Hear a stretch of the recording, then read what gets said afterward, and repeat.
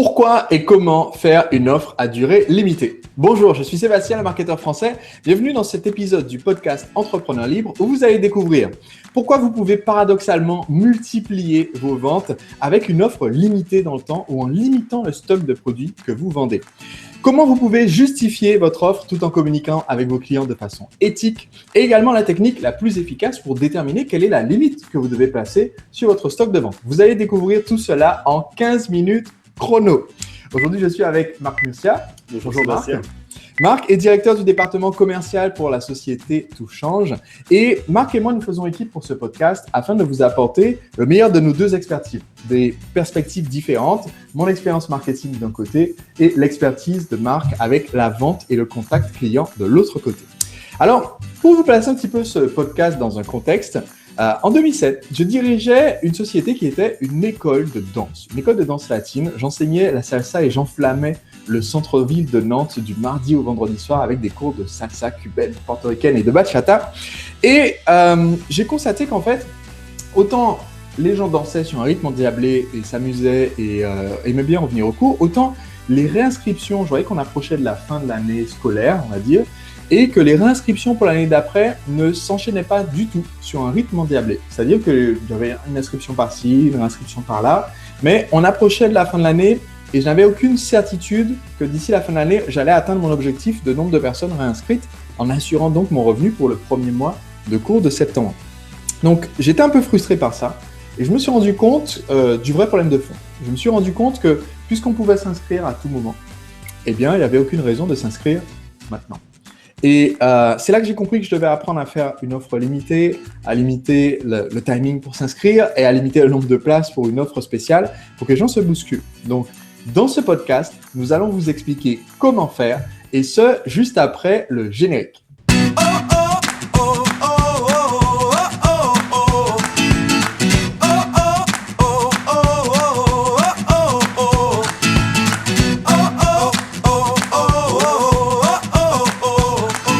Le concept du podcast d'aujourd'hui, c'est donc apprendre à faire une offre à durée limitée. Donc, pour vous donner une explication très simple, ce qu'on entend par là, c'est que quand on fait une offre, on va limiter soit le temps pendant lequel on peut profiter de l'offre. Donc, on va proposer par exemple un tarif spécial jusqu'à une date précise.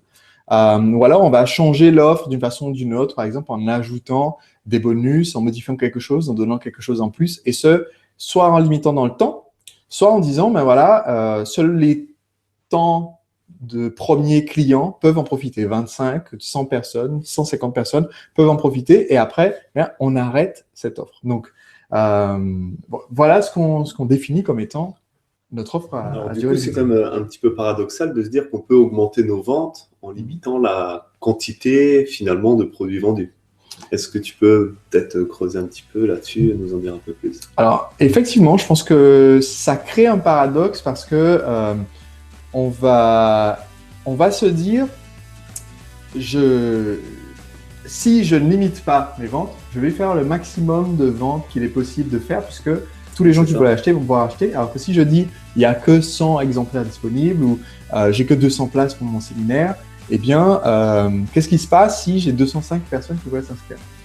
Et moi, ce que je trouve vraiment intéressant et justement, comme tu as dit, paradoxal, c'est que en réalité, le simple fait qu'il y ait une limite va augmenter le nombre de ventes qu'on va faire. Parce que les gens ont maintenant une vraie motivation à agir maintenant. Alors, notre offre de façon générale, ce qu'on va proposer, le choix du produit, le nom du produit, le tarif, la rédaction du message marketing, tout ça, ça sert à convaincre les gens d'agir tout court. Le problème, c'est qu'il ne faut pas juste qu'ils soient convaincus d'agir tout court, il faut qu'ils soient convaincus d'agir aujourd'hui. Et le fait de dire, voilà la date limite des inscriptions. Voilà le dernier jour où vous pouvez profiter de cette offre en tant que nouveau client ou personne qui a découvert ce qu'on propose. Fait qu'en fait, vous allez voir, d'un seul coup, étonnamment, il y a un pic d'inscription le jour de la fermeture des ventes. D'accord. Le dernier jour. Tout comme dans la vie de tous les jours, c'est dans les dates limites qu'il y a le rush. D'accord. Combien de gens déposent leur déclaration d'impôt le dernier jour où on peut déposer sa déclaration d'impôt? À 11h59. À 11h59, on va en ligne parce qu'en ligne, il y a quelques jours de plus que pour aller remettre, date qui est déjà passée parce qu'on va laisser passer.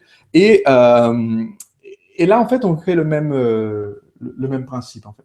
Tout comme beaucoup de magasins voient que le jour où ils ont le plus de ventes avant Noël pour les cadeaux de Noël, c'est le dernier jour où ils étaient ouverts avant Noël. Ouais, Parce que les gens avaient, pendant des mois, pendant toute l'année, en fait, on pourrait acheter nos cadeaux de Noël pour le Noël d'après. On sait que ça arrive, en fait. On est au courant. Si vous avez des enfants, vous êtes à peu près sûr que vous allez avoir, grosso modo, le même nombre d'enfants au Noël de l'année d'après. D'accord ? Plus ou moins un près, voilà, peu de choses près. Mais vous allez avoir à peu près le même nombre de cadeaux offerts l'année d'après. Vous pouvez déjà prévoir exactement quel est l'âge qu'ils auront à Noël de l'année d'après. Donc, on va dire, c'est pas une surprise énorme qu'il y a Noël qui arrive. Et pourtant, sur l'année, le gros des achats de Noël se fait en décembre. Sur le mois de décembre, le gros des achats de Noël se fait dans la dernière semaine avant Noël. Sur la dernière semaine avant Noël, le gros des achats de cette semaine-là se fait le jour d'avant Noël. C'est le principe de la date limite. Et moi, ce que je trouve intéressant, c'est que quand on fait nos offres, par exemple, quand on les fait sur Internet, on a des questions qui se posent souvent sur comment est-ce qu'on va faire pour limiter. Et Marc, tu as eu ce cas récemment avec un client. Est-ce que tu peux dire un petit peu dans quelle situation se trouvait ce client? Parce que beaucoup des gens qui vont nous regarder peuvent vivre ce même genre de situation. Qu'est-ce que tu as proposé comme solution? Alors en fait, j'ai fait un coaching avec Mathieu, donc Mathieu qui est membre de l'atelier justement qui va participer à notre atelier machine à vendre. Et donc Mathieu en fait a une méthode de mémorisation, donc en mathématiques, mais également sur la conjugaison, etc. Donc pour destiner aux enfants. Et il a fait des lancements orchestrés sur cette méthode qui ont très très bien fonctionné. D'accord. Et du coup, maintenant... Le lancement orchestré, pour ceux qui sont nouveaux dans notre podcast, c'est une campagne marketing qui dure entre 1 semaine et 2 semaines et pendant laquelle on donne énormément de conseils de contenu avant de proposer un produit ou service. On crée l'envie et l'anticipation avant de proposer ce produit ou service et on propose une offre pendant une durée limitée. C'est ça. Et donc du coup, étant donné qu'il a eu de très bons résultats sur son lancement, Mathieu va le passer en perpétuel. D'accord. Donc, ce qu'on appelle en perpétuel, c'est que chaque nouveau prospect qui va cliquer pour voir une vidéo qui ouvre le lancement orchestré va rentrer dans la séquence du lancement orchestré. Il va recevoir automatiquement cette séquence. Mais il avait fait en fait une offre spéciale pendant ce lancement qui était qu'il envoyait un DVD physique donc et un cahier d'exercice à tous ceux qui bénéficiaient de l'offre en fait pendant le lancement, qui achetaient l'offre. Voilà, dans les temps. Il a dit voilà, de telle date à telle date, j'offre ces deux cadeaux. Exactement. Et avant la fermeture des ventes, donc tous ceux qui achetaient donc bénéficiaient de ce cahier d'exercice. Donc maintenant qu'il bascule en fait ce lancement en perpétuel, il a eu un petit cas de conscience de se dire oui, mais aujourd'hui, comment je peux justifier la quantité limitée du cahier d'exercice et du DVD, alors que finalement, mon lancement est automatique, il est perpétuel, et que toute l'année, des gens vont pouvoir en bénéficier. Et étant donné que sa société s'est développée grâce à ces lancements orchestrés, aujourd'hui, il n'a plus les problèmes de stock qu'il a eu lors de ses premiers lancements. Quand il s'est lancé au départ, il limitait le nombre de personnes parce qu'il avait un stock. Voilà, lui, en termes de trésorerie, il avait pu faire X commandes de DVD, X commandes de cahiers, mais aujourd'hui, son activité tourne et en gros, il n'est plus du tout limité par les stocks. Donc, il avait ce problème un petit peu de cas de conscience où il se demandait comment justifier la quantité limitée de ses produits. D'accord. Donc, en discutant, on en est venu à cette proposition que je lui ai faite de se dire... l'idée, c'est de donner une valeur à ces produits, parce que tu as un coût de fabrication pour tes DVD, tu as un coût de fabrication pour le manuel, tu as un coût pour l'envoi également de ces éléments, et puis tu as la valeur que ça apporte en complément de l'offre, la valeur par rapport à l'enseignement, par rapport aux techniques que tu donnes dans ces supports. Et donc, de leur donner une valeur et de les mettre en vente sur ton site. Déjà, ça permettra également à des personnes qui ne veulent pas le pack total et qui aiment ce format DVD ou ce format cahier d'exercice à faire hors ligne, donc de pouvoir en bénéficier. Et également, parce que c'était, de mémoire, c'était sur de la conjugaison, alors que sa méthode est plutôt liée aux mathématiques, sur la formation en ligne. Donc, ceux qui sont plutôt intéressés par la conjugaison, pourront acheter le DVD. Et du coup, ça permet de donner une valeur, de les avoir en vente sur le site tout au long de l'année et de créer une offre pendant le lancement, donc exceptionnelle, c'est-à-dire que toutes les personnes qui sont dans le lancement, si elles souhaitent bénéficier dans le temps imparti de cette offre, ben, elles auront en bonus, en supplément, ce DVD et ce cahier d'exercice. Ça veut dire qu'on passe d'un ancien mode où on disait inclus dans le programme, il y a ce DVD, ce cahier d'exercice, et je peux le faire que pour 50 personnes parce que je n'ai que 50 exemplaires. C'était l'ancien mode. À maintenant, il sait qu'il a un nombre illimité d'exemplaires en stock, mais il dit normalement, on vend ce DVD, ce cahier sur notre site pour tant d'euros, mais pendant une période d'aujourd'hui à telle date, vous pouvez l'avoir en cadeau gratuit. C'est ça. D'accord? Et il ne passe pas cette limite en disant parce que j'en ai que tant en stock. Alors, comment est-ce qu'il justifie du coup? Alors, justement, lui, le problème que ça lui a posé, c'était de se dire, oui, mais est-ce que ça ne fait pas un peu trop marketing? Offre marketing comme une solde, une promotion ou autre. Et du coup, là, la question s'est posée de pourquoi, justement, tu limites le temps de l'offre et pourquoi qu'est-ce que tu as envie que tes clients fassent quand ils sont dans cette période de lancement? L'idée, c'est de les pousser à acheter. Les pousser à acheter parce qu'autrement, ils savent qu'ils ont le problème, ils savent que la méthode va aider leurs enfants, mais ils vont repousser à la semaine prochaine, au mois prochain, voire à l'année prochaine, pour tout un tas de bonnes raisons qui auront une très bonne justification également. Mais donc, ils vont repousser. Donc, l'idée, c'est de leur mettre un petit peu un coup de pied aux fesses et de leur dire, c'est maintenant que ça se passe. Et pour t'inciter à le faire maintenant, et ben, je vais t'offrir en plus ce DVD et je vais t'offrir en plus ce cahier d'exercice. Donc, c'est un petit peu le côté l'ami bienveillant qui sait que tu as un problème, qui sait que cette solution va t'aider à régler le problème et on va te pousser un petit peu pour que tu te bouges et que tu ailles en profiter tout de suite et en bénéficier.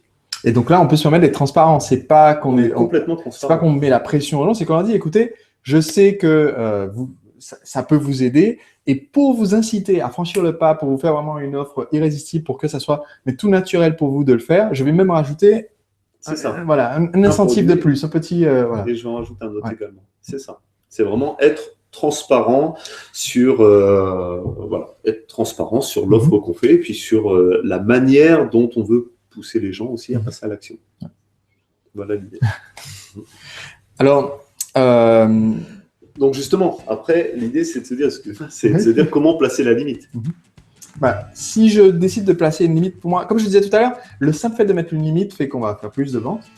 Maintenant, où est-ce que je passe à la limite? Eh bien, chose très surprenante, la plupart des gens n'y pensent pas, je passe à la limite là où est mon objectif, en fait.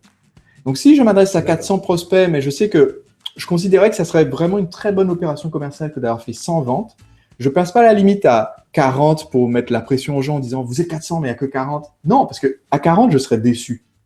Ou alors à 40 ventes, je serais obligé de laisser en fait les inscriptions ouvertes et d'avoir menti sur ma limite, ce qui n'est pas non plus ce que je veux. Donc si je me dis à 100, je serais satisfait, je passe la limite à 100 ventes. Je passe pas une limite trop ambitieuse, trop large, sinon ça n'a plus d'impact. Si je dis il y a 400 personnes dans cette pièce et mon offre spéciale est limitée à 395 personnes, il n'y a pas de raison de courir. Mais si je limite à ce qui me ferait être content de ma performance, alors je suis sûr de bien m'en sortir, en fait. Et du coup, est-ce qu'il y aurait une formation que tu pourrais conseiller pour approfondir là-dessus et pour que les gens puissent justement voir comment faire ces offres limitées? Donc, nous avons une formation qui s'appelle l'offre irrésistible. Et dans cette formation, j'explique comment est-ce qu'on fait pour non seulement créer l'offre même, c'est-à-dire quel est le tarif qu'on va vendre, etc., mais aussi rédiger tout le message marketing qui va pousser le client à acheter. Donc, si vous voulez rédiger un message de vente qui soit percutant, qui soit accrocheur, que les gens vont suivre jusqu'au bout et qui va les pousser à acheter le produit, je vous recommande cette formation, l'offre irrésistible. Et en ce moment, j'ai sorti certains des conseils de cette formation, qui est une formation payante, pour faire des vidéos de formation gratuites qui sont accessibles parmi les bonus avec ce podcast. Si vous êtes abonné à notre podcast, vous avez un lien juste en dessous de la vidéo avec justement ce complément gratuit et ça vous permet déjà de commencer à créer votre offre irrésistible. D'accord.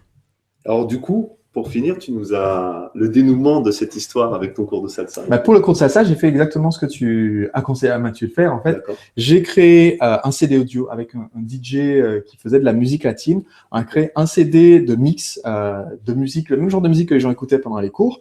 Et ce CD, je l'ai mis à la vente pour 10 €. Mais si les gens se réinscrivaient au cours de l'année suivante avant le 30 juin, eh bien, ils recevaient le CD gratuitement. Donc, du coup, j'ai eu d'un seul coup mon pic d'inscription. puisque j'ai renouvelé quasiment tout le monde pour l'année d'après en très peu de temps. Et ça m'a permis donc d'atteindre mon objectif en limitant dans le temps, en disant voilà, jusqu'au 30 juin, vous avez ce cadeau en plus.